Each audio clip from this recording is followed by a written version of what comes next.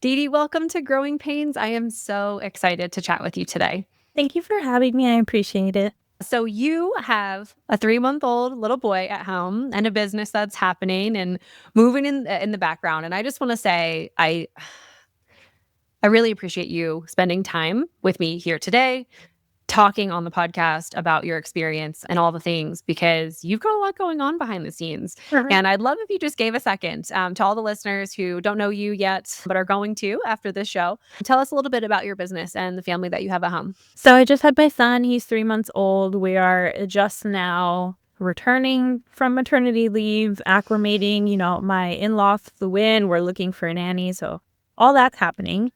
In the meantime, coming back into my business. So what we focus on is I'm a behavior analyst. So by career, I've worked with children on the spectrum my entire adult life, basically.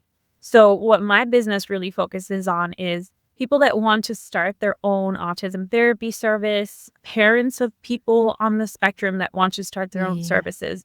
I really help them get started from what is the first step to becoming an LLC and getting credentialed, all the way to you are seeing clients and you want quality control, and we can help do some of those internal audits. So pretty much everything in between. And I'm also a professor at a local university for those classes that you need to sit for your board exam.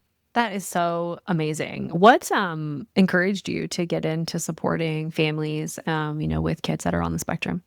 Speaking of maternity leave, when my mother went back from maternity leave, the lady who took care of me, like she was like my grandmother. Her son had Down syndrome, Mm. and he is much older than me. He's almost 60 now. So there were no services for him. So he was at home. And I grew up kind of seeing him and thinking, wow, I really wish he could talk. I really wish he could tell us what he needed when he had an ear infection or he was hungry, right? So Yeah. that kind of propelled me to what can I do to help vulnerable populations, the disability community, and kind of give them a voice as best I could without speaking for them.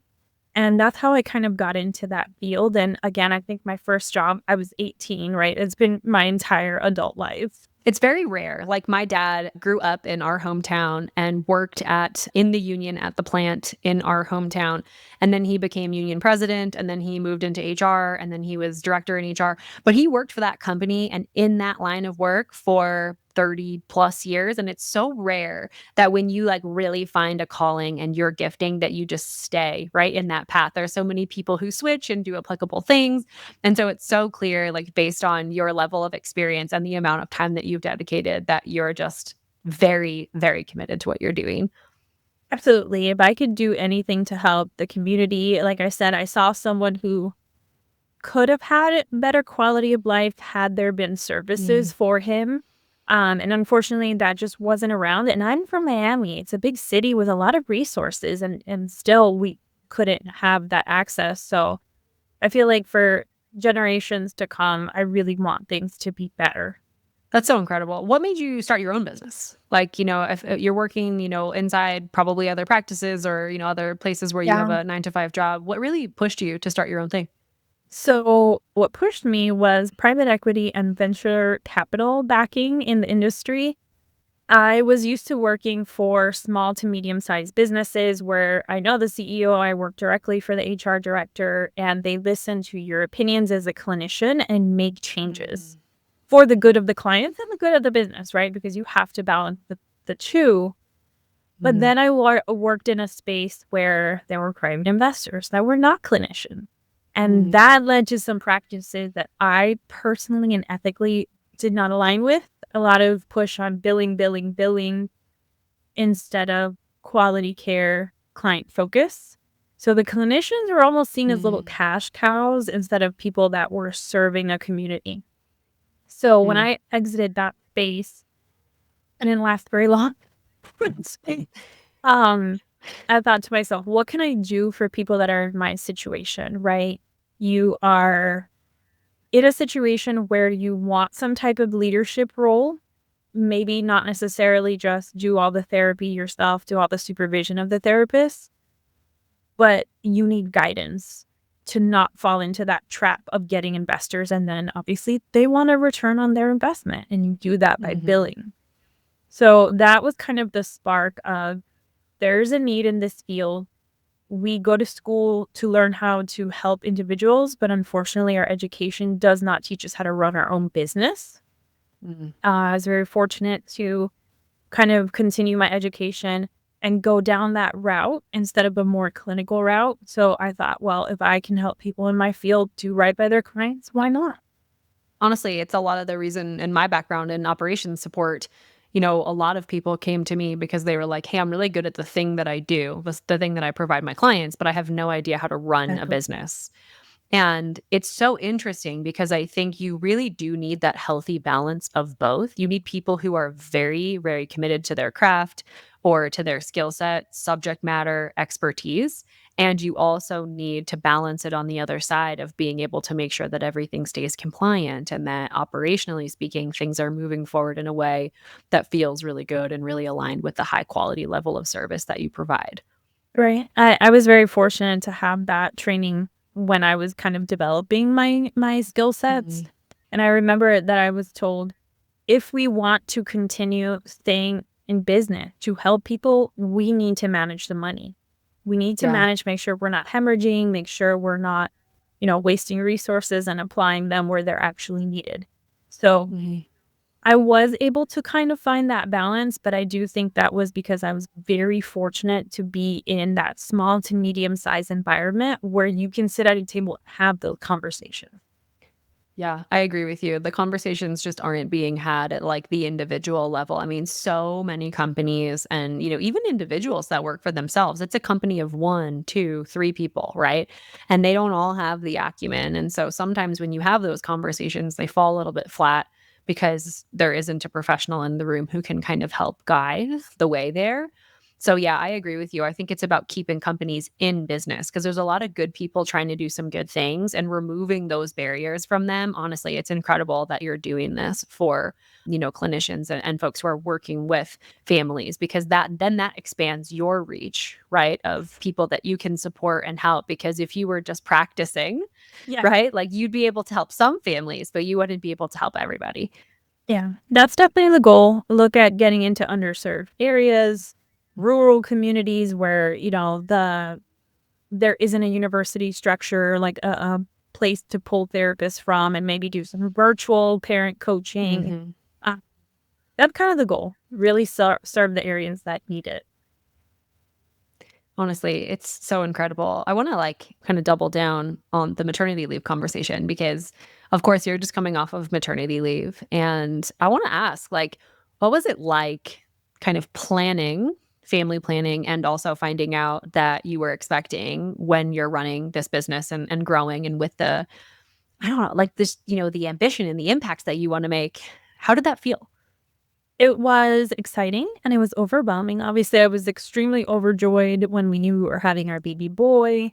I was very fortunate to have really good people in place with my business manager. She's fantastic. But then I was like, okay, I want to spend time with my baby, right? So, how do I actually get a maternity leave to enjoy that newborn stage, but not have to shut down my business? And that's Mhm, where you and I kind of crossed paths. And I applied to the grant because I thought, okay, I have to bring in a contractor to do the quality assurance, to do the client meetings. How do I pay them? Right. I need something mhm, to kind of bridge that onboarding training piece until we get them situated with the client. And honestly, it was such an incredible gift because that's what I use to have them do all the training, learn all the operations, the systems, introduce them to clientele and pay them because obviously I'm not going to exploit a contractor. So that was extremely beneficial because I knew, okay, now I need to shift gears from doing all the things to delegating everything. mhm, And I think that was really instrumental in I can't do it all myself. I know people that never mhm. took a leave. Their kid, the parent called, grandparent called the baby the GPS because he was always with mom in the car, running around doing stuff. As a newborn, mom had gave birth and was back to work, right? Unfortunately, that is the reality for a lot of moms and parents. Mhm. So I really needed to shift gears to, okay, I need to not take over everything and start creating an operations and systemic structure that is streamlined and that can be delegated. One of the things that we believe at Master Maternity Leave is that maternity leave can become a force and function to actually make your business better. And I think, honestly, hearing your story and just being such a part of, this kind of transition to this new person coming in and supporting you, I think you probably ended up with a better business. Do you feel that way after Absolutely. 3 months? Yeah. I think because it was the business manager and myself, I was doing clinical, she was doing operations. At some point, I met with her in the middle on the administration operations side, right? But I had to put it all down on paper. I had to take what was in my head and make systems and processes and SOPs, right? And all these things that I did not have. I had to create project management, software systems, and, record videos on how to do things and use things. So I think it definitely, I don't want to say legitimized because I feel like we were a legitimate business, but it definitely leveled us up, right? Like I had a timeline. This is the date that my C-section is scheduled for, right? Who knows when you go into labor, and I need to get this done. And I think it really did allow for onboarding more people because we have a system, we have a training system now, and we have resources as opposed to me scrambling, trying to put out fires and, this person needs something from me, but they have to wait, but then they can't do what they need to do. It was very chaotic. And I feel like there's always going to be some level of chaos in a business, right? But now there is a point A to point Z, and everything, not everything, but most things in between, I can onboard someone and tell them, okay, this is what it looks like. Generally speaking, to the women that we've seen really embrace the maternity leave process to be like, hey, I'm going to professionalize my operations. It probably it makes a lot of our clients feel more confident, right? In actually delegating and making sure that they have something to put together. But how has it affected even your ability to be present with your son? Because I imagine that 100%. maternity leave, right? I mean, so you took 3 months, yeah? So, I would love to, because I think a lot of women ask me this question. They're like, "Can I really be off?" And I really do think that it's how do I put this? It's unique. It's unique to every single mom. I remember trying to take the full 3 months off with my second son, Jack, when I'd actually gone through and done the process that we teach in Master Maternity Leave in our programs. And I remember thinking to myself, yes, I want to be off, and there may be some things that I just feel excited to do. And that happened on my maternity leave. And I tried to, as much as I could, release some of the guilt. And honestly, it kind of ebbed and flowed. There were some weeks where I was like, I'm excited to work and work on some stuff. And then there were other weeks where I just wanted to have the option to Right. just be off for a week because maybe baby was going through a shift, or I just didn't feel like I had the energy that week. So maybe just pull the curtain, if you don't mind, on how you actually handled the 3 months. Cause I think especially for business owners, there's so many ways that you can do it and do it well and do it in a way that actually feels nourishing and you're prioritizing your family.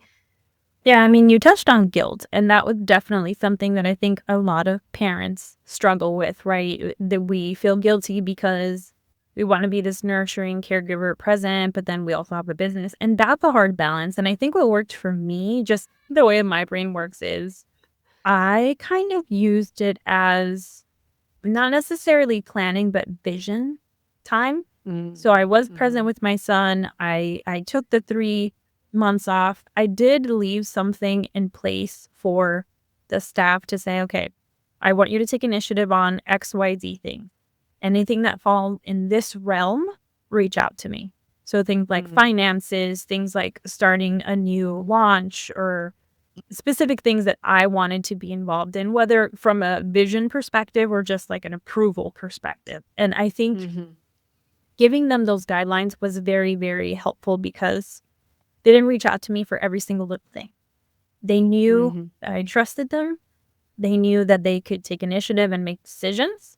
And they knew these other things I wanted to be involved in. So I would get texts probably once a week for things like accessing a bank account or QuickBooks, right? those kinds of Mhm. things. But for the most part, I was present with my son, and I was thinking about how can I kind of push the envelope a little bit more to get into those underserved communities. Mm. So, I came back from maternity leave on the 2nd of June, and it's the 17th, right? So we're Yeah. already trying to get credentialed with insurance panels in other states to start doing the parent training. So we kind of came back and hit the ground running. And again, it's that process of we have this vision, we have this idea, we put it on paper. How do we create all these processes and systems so that we can bring people on to help make that a reality?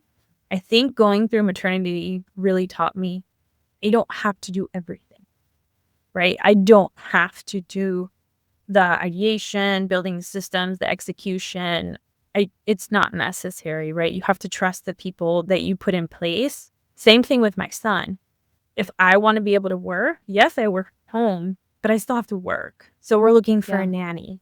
And that's also that asking for help piece, not Mm. really putting the pressure on myself to do it all and do it all perfectly. It's such an important thing, I think, for a lot of us. Like, I imagine that a lot of business owning women are very type A. I know I am that Yeah. way. I always wanted my hands on everything. I experienced that from you too, Didi.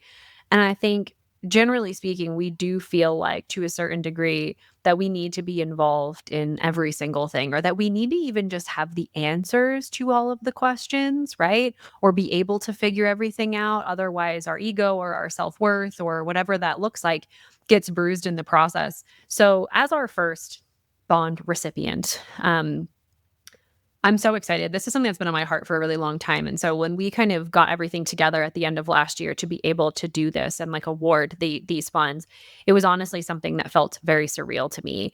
And one of the things that I wanted to ask you is that, like, what really pushed you to apply for funds? Because I know it can be easy to look at something like this and consider like, oh, well, I'm never going to get it, or this doesn't feel like it's for me, or what if there's somebody else that needs it more than me, or Mhm. whatever, like, insert issue that you have here. I want to like actually ask, like, what was that thought process and what ultimately ended up pushing you to apply?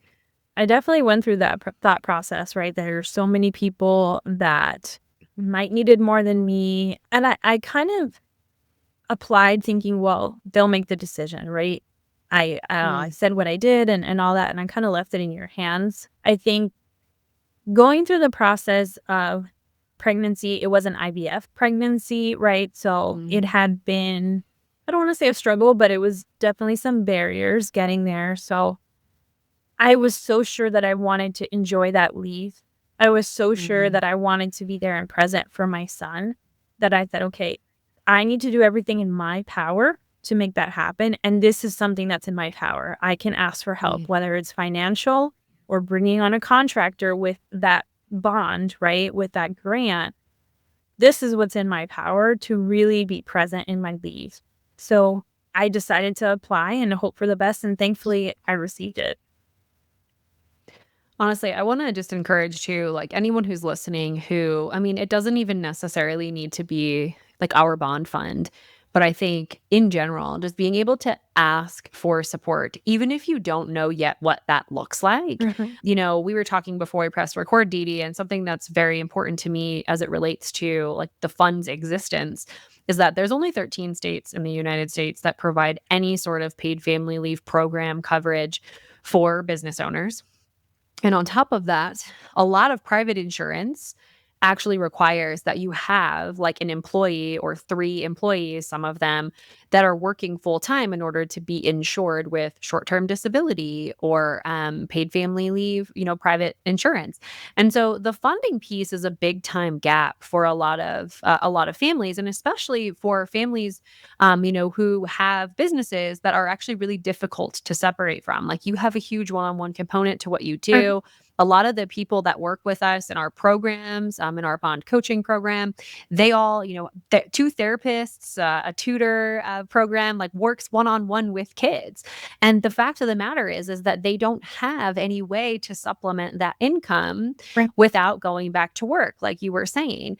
So I think it's so incredible that you sought out support. To anybody who's listening, I guess, who's like, I don't know what type of support is out there. I don't know if I can get, any kind of support there. Like, I would love if you would just give them kind of your insight into why it's so important to be able to ask. Absolutely. So, as we mentioned, very type A. I feel like a certain personality is drawn to entrepreneurship and trying to balance it all.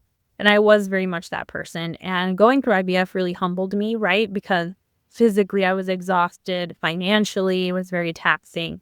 So, that was a learning experience that I hope not other people don't have to go through, because it was quite a lot. But what I took Mm, from it was I can't do it all.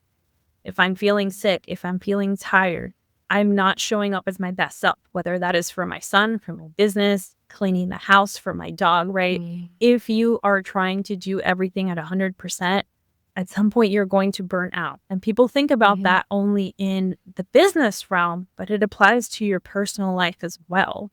So mhm, if you want whatever it may be. Some people don't necessarily want a full 3 months off. They only want 4 weeks to really enjoy that newborn stage and then go back. And that's totally fine. But mhm, do what's in your power to make your goals a reality. And like I said, for me, that was asking for help in the financial sense, to bring on a contractor to free up my time. For other people, it is to fund their time on maternity leave.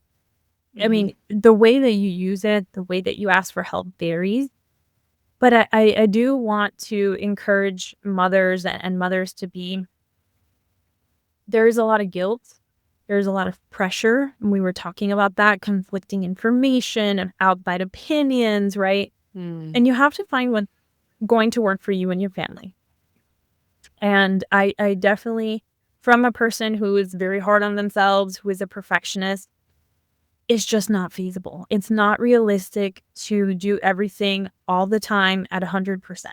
If you only have 40% to give and you give 40%, you gave 100%, right? And you see that all over the internet. And I really hope that our generation kind of shifts their mentality to that. Ask for help. We're supposed to have a community. We are Mm, communal beings, right? We're social beings. We're not supposed to have to do everything ourselves while figuring out how to pay bill, and women go back to work without leave, not recovered. We were talking about the yeah. hormonal, physical, emotional strain. Birth trauma is very real for a lot of women, and they Mhm, just kind of have to suck it up and go back to work, and not healthy, regardless of what your goals are. I also struggled with preeclampsia after postpartum, which is mm. more common while you're still pregnant. Ended up in Yeah. the ER with a newborn, right?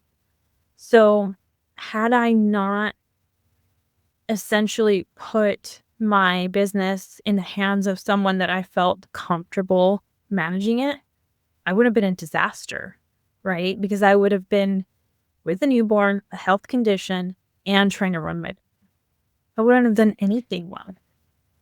It's so hard, and unfortunately, a lot of women find themselves in that position where they just really don't have any other option, financial systems, people, whatever that looks like Mm. for them. And I think it's so interesting because like I said, I've been doing this 3 years. The most important thing I've learned in 3 years with our programs, with one-on-one support, all the things is that every single business owner maternity leave looks a little bit different. And I think the thing that is true is that the traditional model of maternity leave, like, the employees, you get 3 months, you just go out and all the things and you just kind of maybe train your replacement or whatever that looks like for you. That model doesn't really work for self-employed moms. Right. And I think the beauty of it is that we actually get to decide for ourselves. We get to seek out the specific support that we need versus some HR team or some executive team deciding what is best for our family.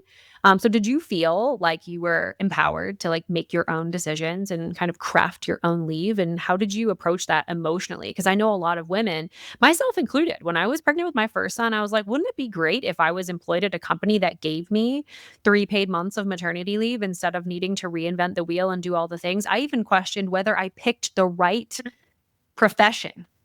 I was like, did I pick the right thing to do with my family now being growing? And I knew we wanted more kids. And I was just like, what is going on? So, how'd you approach that, like emotionally and mentally? And did you ultimately feel like you had control over what you wanted for your family? I definitely felt more in control.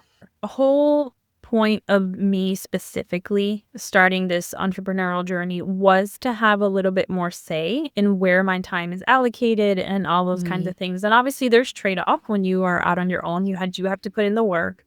But I was in Mhm. this really weird situation where I am teaching for university and I Mhm. have a business. So I had the HR FMLA kind of thing going on with the university while also setting up my own maternity leave. And it was a very interesting piece because the university said, okay, 12 weeks, your return date is May 19th. I'm like, I'm not going to have a nanny by that time. You Oh know, my goodness. it was, yeah, finding a nanny is intense. It's an undertaking for sure. And then on my side, I said, okay, I'm going to give myself a little bit of time to acclimate to the university. So I'm not going to go back until June 2nd. And I was able to kind of stagger my return. I very much went through the process of, man, if I would have had a job that had like the 3-month paid, I had a Mhm. similar experience. But coming out of it on the other side, I think most of us go into entrepreneurship because we want more say in our lives, right? Mhm. And I'm very thankful that I had that because if I don't know, if I would have just fallen in love with my son and said, I don't want to go back to the university, I had that option of entrepreneurship, right? I had my business Yeah. set up. I could have pushed back my start date because I put things in place so that I'm not the one that's tied to the computer doing everything, right? And I'm not saying that it's easy, right? There's definitely pros and cons to both models, but I did appreciate the freedom of saying, I'm not coming back in 12 weeks. I'm going to take another week off. I'm going to take 13 Mhm. weeks because I don't want to be stressed out while taking care of my. Um, I don't want to make every single decision. I'm going to delegate that to the business manager within these parameters, right? Mhm. And some people want to be involved in everything, which is totally fine. But that entrepreneurship gives you that ability to tailor it to what you're comfortable with, as opposed to we're shutting down your email, we're cutting you off, and you're at home and you're having a Mhm. conversation with an adult until your spouse comes home or until that walk high, right? So Yeah. that was also very isolating for me. Mhm. So having that entrepreneurial piece of, again, being able to make things fit my need, I'm very thankful for that. I love the idea that, like, your business can evolve with you, and I believe wholeheartedly. I think it's, John Maxwell that talks about, like, the law of the lid. So his theory is the business can only grow to the level of personal development of its leader. Mhm. And so I think it's a really interesting concept because during maternity leave and becoming a parent, you go through this incredible leadership transformation that exists naturally in the world, right? You become more empathetic, you become more patient, you can manage multiple personalities. I mean, it is just run the gamut of, leadership across the board.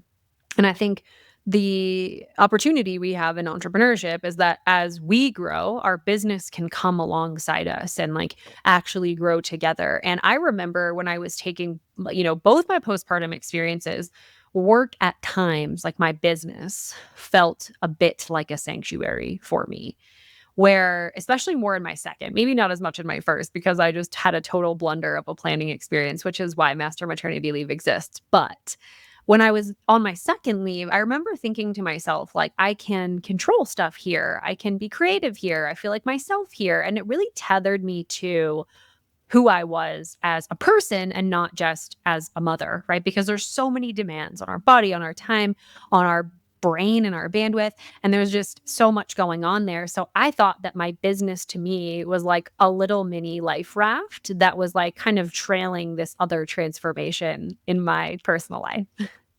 Now, I definitely agree, and there are some parallels there, right? So as a parent, I realized, I had a C-section. So physically, I was not able to move. I had a pretty good recovery, but there was like that first night I was out of it, right? So I had to lean Yeah. on my husband. Thankfully, he's an amazing spouse and an amazing father, and I'm very thankful and fortunate to have him. But that was that first slap in the face of, you need to learn to lean on people. You need to learn how to let other people do things to help you, right? Hmm. Because I was physically not able to. Like you mentioned, personal growth, I think that was a big catalyst for me that also transferred to my business, right? Because you have to get comfortable letting go and letting Hmm. other people do things. And sometimes as entrepreneurs and as type A, well, I'll just do it myself because I know how it's done. I can get it done quickly and I know it's going to be done right. That Hmm. was my mentality, and it still is to a certain extent. I think it's hard to kind of shift that type of mentality from one day to the next, but Sure. I think having to rely on my husband and then going through preeclampsia where I was like taking my blood pressure, I couldn't get stressed. Physically, I was so swollen I could barely walk. So that was another situation where he had to be really present in the child rearing, childcare. And then Mm. I thought to myself, if I can allow someone that I trust, right? So it's not just anyone, someone that I trust to help me raise my son, take care of my son, can do that in business. And we Mhm. vet people and we make sure they're qualified and we keep tabs, right? It's not just say, okay, you run the business. But it was definitely a lesson in, you have to be able to lean on other people if you want to make it, whatever it is, right? So for me, if I want to expand the business, to bring people on, so I can Yeah. take on clients and do all these things. And I have to get comfortable with not having my hand in every single. It's so important. It really honestly is. And I'm just so grateful that you reached out for support. I'm so grateful that you gave yourself the space because I see so many women who don't give themselves the space or, aren't able to give themselves the space. And then, they have a recovery experience that's less than ideal. And then they carry that with them for months and months, maybe years into their kiddo's life. And it's just a lot on our nervous systems, on our schedules, on our families, on our relationships, on our business, of course. And there's just so much that can kind of be affected, right? Positively and negatively Right. by this experience. I think a lot of times it's just sort of this cross that we have to bear in this really interesting way. Like women are Mhm. just supposed to have it figured out or be in the process of figuring it out or just embrace that the season is just going to be really difficult. And, I think there are some difficulties, right? There's some challenges in early motherhood, of course, demands on time, demands on sleep, demands on body. But it doesn't need to be this thing that completely derails us or saturates us with stress, or sadness or whatever that looks like for the entire season. I'm just so grateful that you feel like you've been able to create that experience. Cause I'll be totally honest, Didi, a lot of the women that I speak with about getting support through their self employed maternity leave, I have a feeling that a lot of times, whether they say it directly to me or they don't, they're like, I don't even believe this is possible. I definitely agree. And to be honest, at some point I thought it was impossible, right? So that's why I started looking for ways to, like I said, things that are in my power. I'm going to do it what's in my power, right? So that was Mhm. reaching out for help in different ways. And there's such a high incidence of postpartum depression, postpartum anxiety. And yes, part of that is hormonal and part of that you cannot control. But Yeah. I think if you're already predisposed to that for whatever reason, and then on top of that, you're adding all these demands and guilt. I mean, we're hormonal, we're if you decide to breastfeed or not, it's just so much is happening. And some people have very traumatic birth experiences. So Mhm. if on top of all of that, you're trying to figure out your business and run payroll and pay your estimated taxes and all these like nitty-gritty things that are stressors, right? Because you don't want to mess with the IRS. So it just kind of compounds that postpartum depression, anxiety, right? From a mental health perspective, there's just so much. And I have talked to a lot of women that they'll say, "I don't even remember my child as a newborn. I don't remember holding them that little. I don't remember when they got their first tooth because they were just in a whirlwind and they were not present or they could not be." Presence is something that we hold so sacred at Master Maternity Leave, just being able to put some things aside so that you can just be present in the season, even if it means that you are working through some really challenging feelings, even if it means that you need to seek additional support emotionally, physically, however that looks like for you. I think motherhood, and especially early new motherhood, throws us a lot of curveballs. And I think that generally we need to be just there in our best, most present self to be able to handle those things. And I love the idea of just creating some space for work, business, just to be optional or to think through bigger picture ideas like you did, Didi. I personally did that on my second maternity leave. And I'll tell you what, I have a completely different business than I had from maternity leave or kid one to kid two, because it was just an opportunity that I embraced to think about becoming more specific with what I wanted to do, delegating, letting go. So I appreciate the leadership that you've shown. I'm sure women on your team and in your community have seen the way that you've approached this and are probably very inspired by the way that you've been able to intentionally prioritize this time. I'm so grateful that we've connected and that you're in our community and that we were able to work together to support your maternity leave. For anyone listening who's like, okay, I get this. What is your advice for them, whether they're currently trying to conceive or currently expecting? What's something that you want to leave them with? Whatever stage you are at, just know that you can only control a small piece. And Mhm. that is the only piece that you should be focusing on. Having gone through IVF, having gone through preeclampsia and all that, there are so many things that are not in your control. It's very easy for me to say, don't worry about them. Obviously, that's not feasible. But try Yes. to focus your energy on the things that are in your control that can help you get where you want to be, whether that's the Mm, maternity leave, conception, a specific type of birth. Control what you can, accept what comes your way. mm. I love that. I love that so much. Didi, thank you so much for taking the time to be with me today.